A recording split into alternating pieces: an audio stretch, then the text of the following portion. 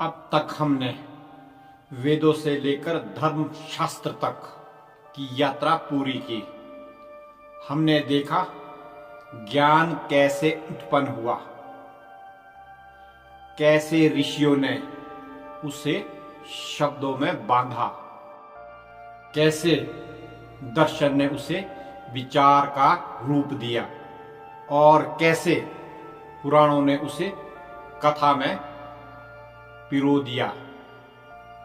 लेकिन एक प्रश्न अब भी जीवित है, क्या केवल ज्ञान ही पर्याप्त है?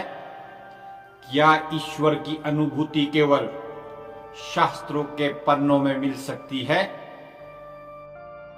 नहीं, ज्ञान तब तक अधूरा है जब तक वह अनुभव में नहीं उतरता। विचार तब तक सीमित है जब तक वह भक्ति और साधना में नहीं ढलता।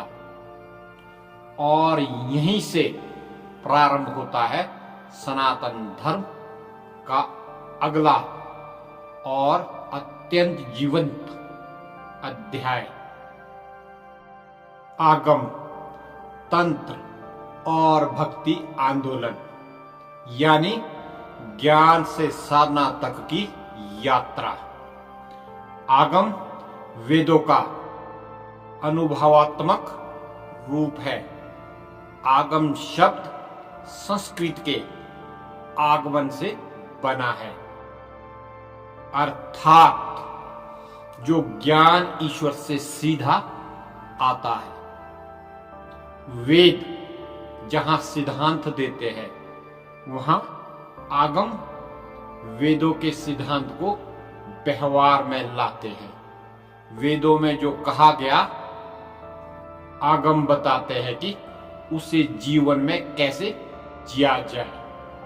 इसमें मंदिरों की रचना, पूजा पद्धति, ध्यान, योग, मंत्र साधना और ईश्वर आराधना के सभी मार्गों का विवरण मिलता है। वेद अगर ज्ञान के सागर है तो आगम उस सागर से बहती जीवन की नदी है। आगम की प्रमुख परंपराएं। नंबर 1, शैव आगम, शिव पर केंद्रित यह परंपरा शिव को जानने नहीं, शिव को अनुभव करने की साधना है। इन ग्रंथों में ध्यान, योग, मंत्र, लिंग पूजा और तंत्र के विभिन्न मार्गों का विस्तार है। शैव आगमों की 28 प्रमुख शाखाएं बताई जाती है, जैसे पाशुपत, वाम, कौल, सिद्धांत, रुद्र यामल आदि। यहां शिव केवल भगवान नहीं, बल्कि सर्वव्यापी चेतना के प्रतीक है, जो हर जीव में, हर कण में विद्यमान है। नंबर 2, वैष्णव आगम, विष्णु और उनके अवतार जैसे राम, कृष्ण, नारायण की उपासना पर केंद्रित है। इन्होंने मंदिर स्थापना, पूजा पद्धति, मूर्ति न्यास और भक्ति के सभी नियम दिए। इन्हें पंचरात्र और व्याख्यानस आगम भी कहते हैं। इस परंपरा ने बाद में दक्षिण भारत के अलवार संतों और उत्तर भारत के भक्ति कवियों को दिशा दी। नंबर 3, शाक्त आगम, शक्ति या देवी की उपासना। यह एक विशाल तंत्र, ऊर्जा ही परम सत्य है, इस विचार पर आधारित है यहाँ साधना में मंत्र, यंत्र, ध्यान और भोग त्याग दोनों का संतुलन है। प्रमुख ग्रंथ है देवी भागवत, कालिका पुराण, रुद्रायामल तंत्र आदि। यहाँ साधक शक्ति के माध्यम से शिव तक पहुंचता है। तंत्र साधना और चेतना का विज्ञान। अब आते हैं तंत्र पर, जो अक्सर गलत समझा गया, लेकिन असल में यह अत्यंत उच्च कोटि का आध्यात्मिक विज्ञान है।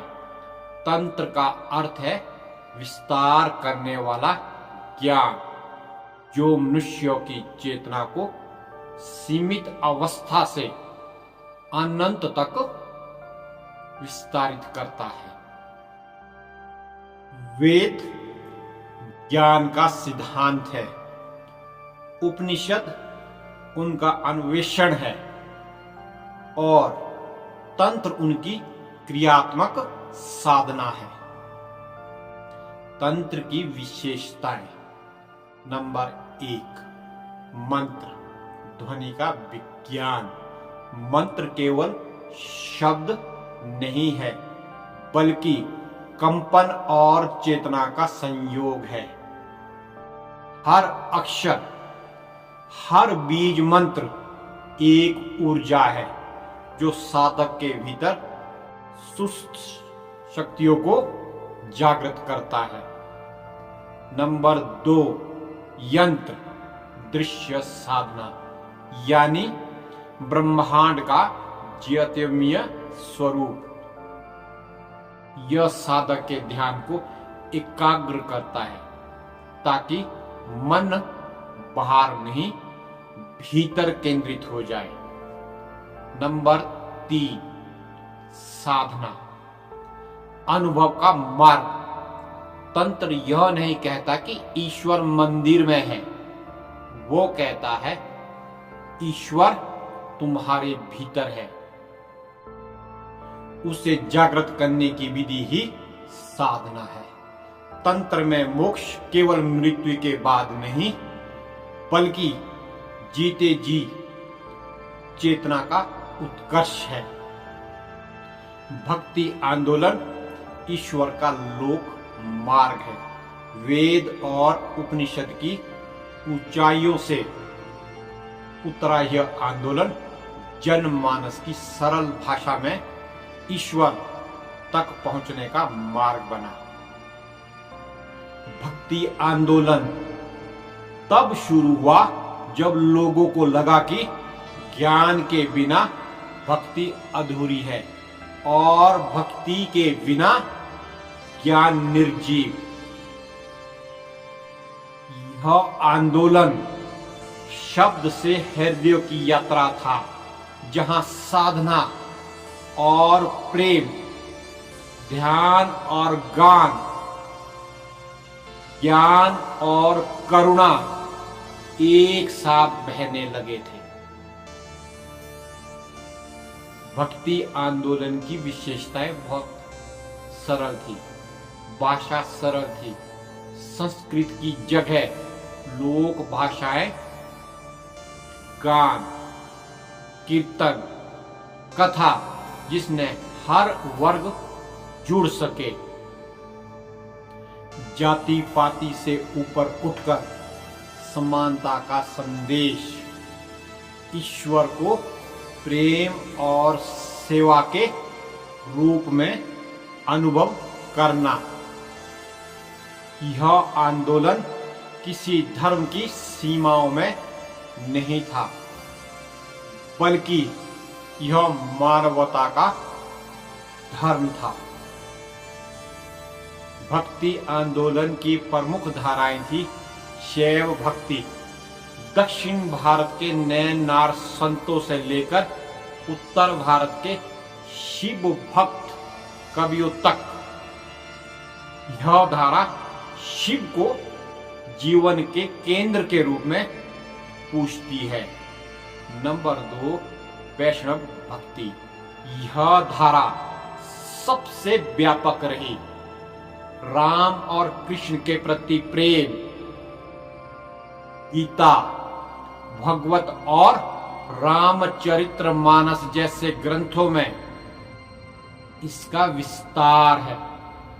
संत रामानंद, तुलसीदास, मीराबाई, सूरदास, चैतन्य महाप्रभु, इन्हीं ने ईश्वर को प्रेम के रूप में जिया। शाक्त भक्ति, यह देवी की आराधना की धारा है, जहां नारी रूप को शक्ति का प्रतीक माना गया। कविता, गीत और नवरात्रि जैसे पर्व इसी परंपरा की झलक है। साधना का लोक मार्ग, जब ज्ञान, भक्ति और साधना तीनों एक हो जाते हैं, तभी सनातन धर्म अपनी संपूर्णता में प्रकट होता है। मंदिरों और तीर्थों में पूजा, घरों में भजन, कीर्तन, कथा, पर्व, व्रत, उपवास, पूजा विधि सब इन्हीं आगम, तंत्र और भक्ति परंपराओं की देन है। इससे धर्मशास्त्र से जीवन तक पहुंचा और आध्यात्मिकता ग्राम से घर तक उतरी। इस चरण का महत्व ग्रंथ, उद्देश्य, वेद, उपनिषद, ज्ञान, दर्शन, विचार, पुराण, इतिहास, कथा, स्मृति, धर्मशास्त्र, आगम, तंत्र, भक्ति, साधना और अनुभव, यही कारण है कि सनातन धर्म केवल पढ़ने का विषय नहीं रहा, बल्कि जीने का मार्ग बन गया। अंत में ज्ञान का अंतिम लक्ष्य केवल समझना नहीं है, बल्कि उससे जीवन में उतारना है। भक्ति का अर्थ केवल गाना नहीं है, बल्कि भीतर जागना है। जब ज्ञान साधना बनता है और साधना प्रेम में ढलती है, तभी मनुष्य ईश्वर के निकट पहुंचता है। यही आगम, तंत्र और भक्ति का सार है। सनातन धर्म की जीवित, जागृत और अनुभवशील रखने की जड़। अगले और अंतिम वीडियो में हम देखेंगे सनातन धर्म का संपूर्ण सार, जिसमें ग्रंथों से लेकर दर्शन तक और साधना से लेकर समाज तक पूरी श्रृंखला एक सूत्र में बांधी जाएगी। अगर वीडियो अच्छा लगा हो तो लाइक करें, शेयर करें। जय सनातन।